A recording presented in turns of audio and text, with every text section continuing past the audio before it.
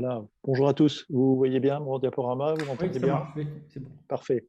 Voilà, donc je vais vous présenter quelques éléments à propos de la qualité de la typicité.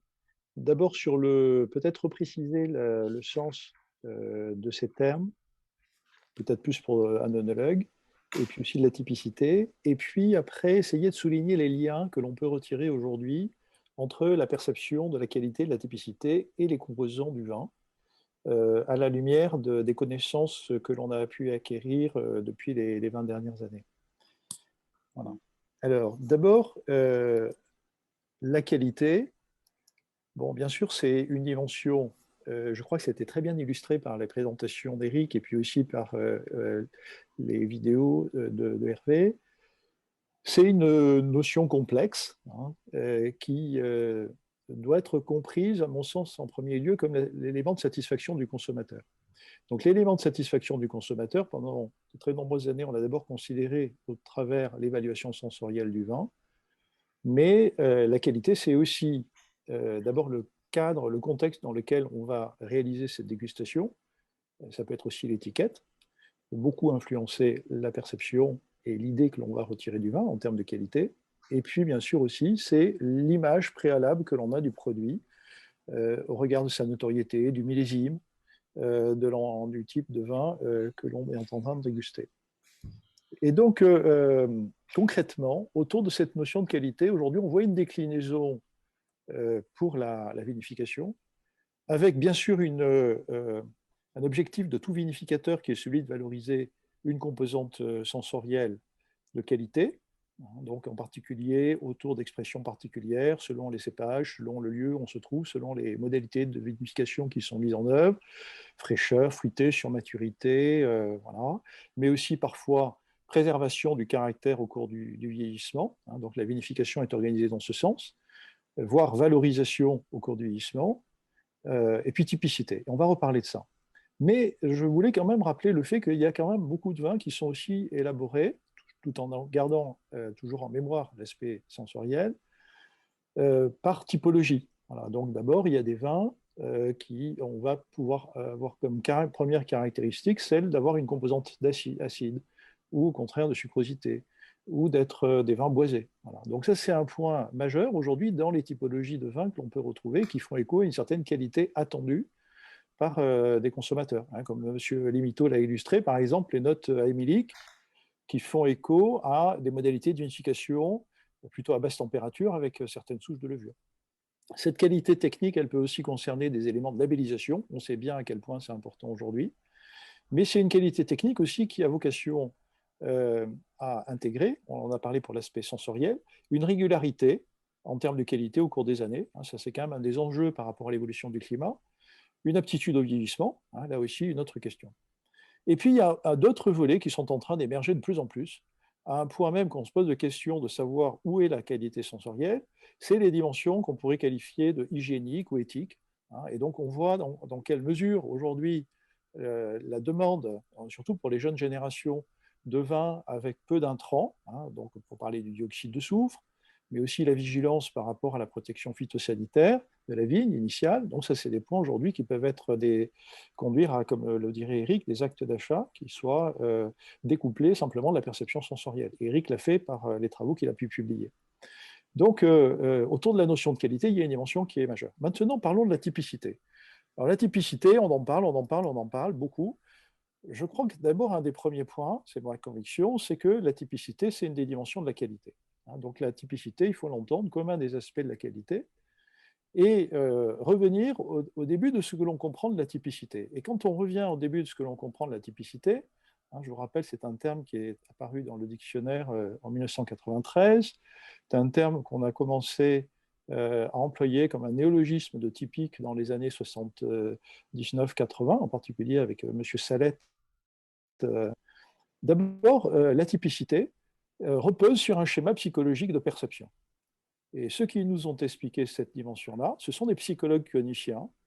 Et en particulier, il y a une personne qui est très connue pour avoir travaillé sur ce concept de la catégorisation, dont je vais vous parler brièvement. C'est Eleanor Roche, qui est professeure maintenant retraitée à l'université de Berkeley, c'est elle qui a démontré ce schéma psychologique chez l'être humain. Alors, quel est-il ce schéma psychologique? Un schéma psychologique inconscient. C'est celui que nous, en tant que personne, mais dans notre cas présent en tant que dégustateur, on va inconsciemment euh, réaliser une démarche de catégorisation lorsque l'on évalue les produits que l'on est en train de voir, qu'on est en train de déguster.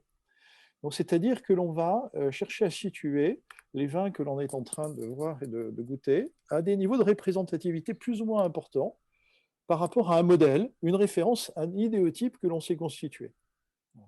Et donc, évidemment, le produit le plus typique, dans l'esprit d'Eleanor Roche, donc le vin le plus typique, c'est celui qui est le plus représentatif de la catégorie. Donc ça c'est un point qui est très important parce que la perception de la typicité, c'est un phénomène de construction psychologique qui se fait progressivement par l'apprentissage de la dégustation des vins et qui se fait en référence à des modèles, à des idéotypes que l'on a pu découvrir par notre expérience. Voilà. Donc c'est vraiment important d'avoir cela à l'esprit. Et Frédéric Brochet, qui a travaillé sur cette question-là au début des années 2000, hein, il décrit bien cette chose-là que finalement le dégustateur, paradoxalement, lorsqu'il est en train de déguster le vin, cherche moins à les décrire qu'à les situer dans des catégories pour des types qu'il a déjà mémorisés. Voilà. On sait que de cette manière-là que tous on déguste. Alors évidemment, une des illustrations de la typicité, c'est la reconnaissance d'expressions sensorielles caractéristiques. Voilà, donc l'on a pu mémoriser progressivement l'expression caractéristique du vin d'un cépage, évidemment modulée par les facteurs environnementaux, hein, le terroir. Mais aussi, la typicité, ça peut être associé à un mode de vinification, à une typologie de vin particulier. Hein, quelque chose qui va être reconnu par l'apprentissage. Hein, donc souvent, on parle des experts, mais toute personne a vocation par l'apprentissage à devenir un expert. Alors un point aussi important, c'est que cette notion de typicité, elle a été reprise assez rapidement, hein, donc il y a les travaux de M. Casablanca en particulier, dans l'évaluation des vins d'AOC. Hein, et à l'époque, ça fait l'objet de pas mal de débats. Et je veux vous en parler un petit peu parce que quand on parle de la notion de typicité, en fait, on parle d'une dimension de ressemblance, hein, c'est-à-dire le fait que les vins ont une certaine proximité entre eux, hein, un peu comme le disait Eleanor Roche, un air de famille. Voilà. Donc il y a un goût, hein, comme les vins élaborés à partir d'un même cépage, voilà, ils sont tous différents, mais ils ont tous un air de famille. Donc au travers de la reconnaissance d'un type. Et ça a parfois été critiqué, cette notion-là, d'un même goût, d'un même type, parce qu'on a dit c'est la porte ouverte à la standardisation du goût. Voilà. Parfois, ça peut l'être. Effectivement, cette dimension de typicité, vue d'une manière un petit peu trop restrictive, ça peut conduire à une standardisation du goût. Et je pense que quand il y a une standardisation du goût, souvent, au bout d'un certain temps, il y a un désintérêt, il y a une lassitude. Donc, en fait, dans la notion de typicité, vous l'avez compris, il y a une notion de ressemblance. Voilà. Mais il ne faut pas qu'il y ait un mauvais procès. Il est important aussi d'avoir à l'esprit qu'autour de la notion de typicité, il y a une notion de dissemblance. Donc, quand on parle de la notion de dissemblance, en fait, je veux témoigner là des propos qu'a écrit Denis Dubourdieu en 2011, hein, il les avait déjà présentés quelques années avant, et qui me semblent toujours d'actualité pour situer ce que signifie la typicité sensorielle d'un vin. Donc, d'abord, il parle de l'originalité d'un goût, hein, c'est-à-dire un caractère de couleur, d'un caractère d'arôme, un caractère de goût au sens large, donc qui il se trouve particulier, il est reconnu, donc de fait mémorisé avec une typologie particulière. Identifiable par les professionnels, évidemment, ce sont eux qui élaborent le vin, mais aussi par les amateurs. Parce que, comme le disait Denis Dubourdieu, si le goût n'est pas reconnu par l'amateur, quelle reconnaissance réelle à ce goût? Elle n'existe pas. Ensuite, bien sûr, au travers de la typicité, il y a une notion de l'élaboration au niveau d'un lieu géographique, hein, une appellation d'origine contrôlée, un cru, voilà, donc associé à un savoir-faire. Hein. Et c'est pour cette raison que souvent, quand on parle de cette notion de typicité, je crois qu'il faut s'en réjouir, on parle de l'expression d'un vin associé à un terroir particulier. Mais c'est aussi un point majeur à mon sens, parce que l'expression lequel est un terroir, ça veut dire que, au travers de l'expression d'un cépage, par exemple, il va y avoir une diversité d'expressions dans des nuances, dans des tonalités, voilà, qui font que les vins sont peut-être proches, mais ils sont aussi différents et ils sont appréciés pour leurs différences. Ensuite, un point qui est important par rapport à notre discussion sur la construction des idéotypes pour demain, c'est que la notion de typicité, c'est la notion d'une construction par une génération. C'est-à-dire que chaque génération par ces référentiels de dégustation, se construit l'image typique d'un vin. Hein, donc l'image typique que j'ai du goût du Sauvignon, mais elle est sans doute différente de celle de la génération qui a une vingtaine d'années aujourd'hui, et ainsi de suite. Hein, donc ça veut dire que quand on réfléchit aussi à cette typicité pour demain, il faut aussi avoir à l'esprit cette notion-là du fait que ce n'est pas quelque chose de stable et immuable. Et puis quand même aussi, ça c'est un point important, peut-être parce que la typicité, ça fait écho aussi aux vins qui sont de plus grande notoriété, c'est que la typicité, c'est une des caractéristiques du vin qui a vocation à se conserver au cours du vieillissement du vin, voire à pouvoir se révéler et à donner donc au vin une nouvelle identité. Voilà. Donc je pense que c'est une notion qui, même si elle a été parfois remise en question, elle a une valeur vraiment importante. Et comme le disait M. Salette, hein, qui a vraiment beaucoup travaillé sur cette question-là, il était président du centre Angers-Val-de-Loire, bien la notion de typicité, c'est une notion qui réunit au plus haut degré les caractères essentiels au sein d'une même catégorie et permet de les différencier. Alors maintenant, quelques illustrations, hein, donc, autour de cette typicité. Eh bien, c'est par exemple les notes florales du muscat, les notes citronnées des vins de Riesling, les notes de pamplemousse du Sauvignon blanc, qui évidemment on peut retrouver dans d'autres cépages, mais qui donnent d'abord une forte tonalité aux vins de ces cépages. Cette notion de typicité, elle peut avoir une déclinaison par rapport à l'endroit où on cultive la vigne. Hein, c'est les notes de pierre à fusil que l'on retrouve dans les vins de Sauvignon blanc à Sancerre, qu'on retrouve très rarement à Bordeaux. Alors parfois, certains d'entre vous ou d'entre nous appellent ça les notes de minéralité. Hein. Je ne m'aventurerai pas sur ce sujet du terme de minéralité. Donc ces notes-là, elles sont observées à Sancerre sur certains types de terroirs, hein, et pas sur d'autres. Voilà, donc en particulier les argiles à silex ou les marnes. C'est les notes d'herbes sèches, de garrigue dans les vins rouges de Provence, c'est les notes de fumée de bois du Cabernet Sauvignon, Sugrave, à Pauillac, qu'on ne va pas retrouver dans d'autres types de vins de Cabernet Sauvignon. Donc ça, c'est des points qui permettent de situer cette originalité de caractère. Et je voudrais aussi préciser ces autres points avant de passer aux interactions avec les composants chimiques du vin. C'est d'abord que je crois qu'il est complètement une gageure d'envisager de parler de la typicité par la dégustation, par l'évaluation des caractéristiques des raisins. La typicité, c'est quelque chose que l'on va retrouver, définir, situer par la dégustation du produit fermenté qui est le vin. Donc, on ne peut pas faire une évaluation de la typicité sur les raisins. Ensuite, cette typicité, elle est fortement impactée par les choix du vinificateur. Hein, donc, la façon dont il va refroidir, réchauffer, choisir une souche de levure ou une autre, ça va beaucoup l'influencer. Elle peut parfois ne se révéler qu'avec le vieillissement. En tout cas, autour de cette notion de typicité, il y a énormément de travaux que j'ai mentionnés en dessous qui ont été conduits, en particulier dans des protocoles d'évaluation sensorielle. Et je peux vous assurer que je pense que l'œnologie aurait beaucoup plus apprécié de découvrir les travaux d'Éléonore Roche avant le début des années 2000, hein, comme ça a été le cas avec les travaux de Jordi Ballester sur le chardonnay, hein, parce qu'on aurait fait beaucoup plus de choses sur cette question-là beaucoup plus tôt. Hein. Il y a eu d'autres travaux qui ont été conduits par Élie Sarrazin sur les vins liquoreux, Bénédicte Pinault sur l'arôme des vins rouges de Bordeaux, Ronan Simoneau et Yves Cadio aussi sur beaucoup de vins de la vallée de la Loire, Magali Picard sur des vins, les typicités des vins associés au bouquet de vieillissement, Amit Schutler sur les vins, l'arôme des vins de Riesling. Alors maintenant, quand on parle du lien avec cette typicité et les caractéristiques des vins, quelle est la base de cette typicité? Eh bien, évidemment, ce sont tous les composants qui sont présents dans les vins, les composants d'arôme, les composants du goût, des composants en nombre innombrable. Hein, quand vous êtes en train d'inspirer dans un verre de vin, hein, il y a au moins une centaine de composés volatiles qui sont dans l'espace gazeux. Quand on est en train de goûter un vin, plusieurs dizaines, parfois cinquantaines ou centaines de composants, donc énormément de diversité de composants, qui sont des stimuli pour nos sens. Hein, et on va essayer de voir un petit peu l'élément de connaissance qu'on a sur ces composants. Donc certains viennent des raisins, d'autres associés aux fermentations, l'élevage et le vieillissement. Alors il y a des molécules de famille chimique que l'on connaît très bien aujourd'hui, donc les terpènes sur les caractères de muscat, les méthoxypyrazines, des caractères de manque de maturité des raisins, des cabernets. Souvent, on va d'abord dire que pour les composants d'arôme, là j'ai parlé des composants qui viennent du raisin, ce sont des composants présents à des concentrations très faibles. Hein, on est même de la dizaine, centaine de microgrammes par litre, voire parfois et souvent dans le domaine de la dizaine, de la centaine de nanogrammes par litre. Donc très peu de composants peut avoir un impact sensoriel.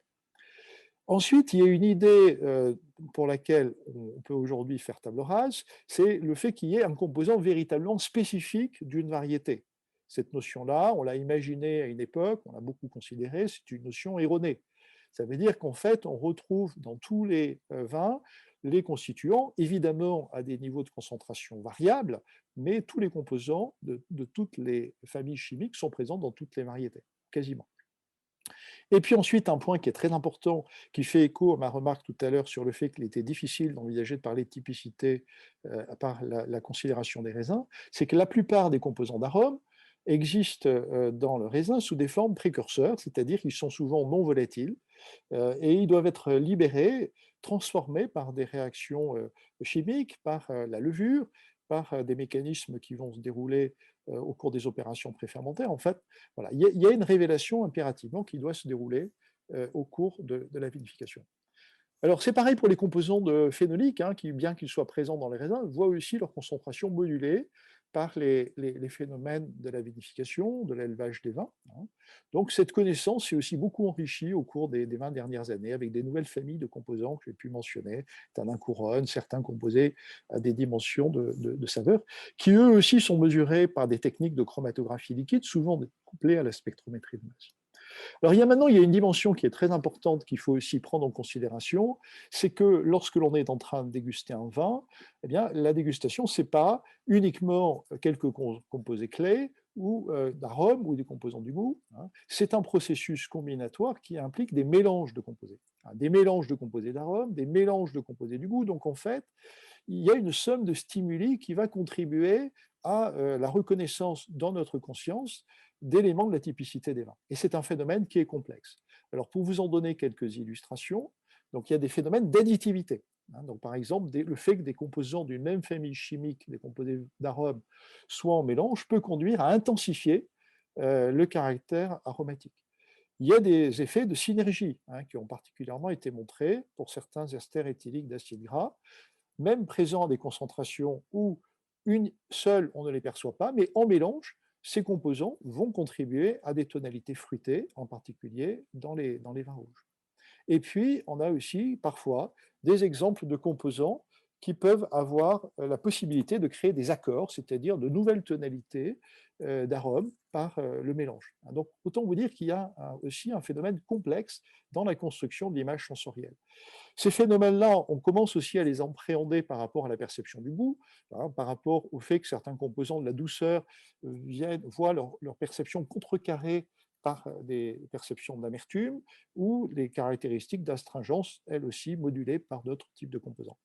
Et puis, il y a bien sûr des phénomènes multimodaux. Alors, je vous ai remis un cas d'école, hein, qui concerne surtout le dégustateur non expert, hein, et qui avait été observé à l'époque par Gilles Moreau et Frédéric Brochet, il y a une vingtaine d'années, dans le fait qu'un vin blanc coloré artificiellement conduisait à une description par des tonalités de fruits rouges ou de fruits noirs, tandis que ce même vin non coloré donner lieu à des descripteurs, comme vous le voyez, de poire, d'ananas et de miel. Voilà. Donc ça veut dire que ce que l'on voit va influencer ce que l'on va décrire, ce que l'on peut sentir peut influencer ce que l'on goûte et inversement. Donc il y a un phénomène complexe de construction d'images sensorielles. Alors comment nous y retrouver dans tout ça? Eh bien, grâce aux corrélations que l'on peut faire entre perception sensorielle et dosage quantitatif, on peut arriver à dresser des liens entre le niveau d'abondance de certains composants et la perception de typicité des vins. Donc là, j'ai donné l'exemple avec les vins de Riesling sur des notes de typicité reconnues, avec le paradoxe, un composé qui, lui, rappelle le pamplemousse, hein, et pour autant, il y a une bonne corrélation entre l'accroissement des teneurs de ce composé qui sent le pamplemousse avec la perception de notes typiques de Riesling avec des tonalités de citron et de pêche dans les vins. Vous voyez, donc il y a autour de ce phénomène de construction complexe de l'image sensorielle. Et puis ensuite, on peut aussi créer, comme c'est le cas avec un travail qui a été conduit par une collègue australienne sur les notes d'abricot dans les vins de Viognier, des éléments de corrélation entre le niveau d'abondance des composés volatiles et la perception sensorielle d'une tonalité de pêche ou d'abricot. Hein, donc voilà, de cette manière-là, on peut aussi progresser pour arriver à faire le lien entre le niveau d'abondance d'un composant et une perception sensorielle. Voilà, donc j'en ai fini pour cette partie un petit peu introductive, hein, sur les aspects qui concernent la typicité, la qualité et les liens avec la composante moléculaire des vins.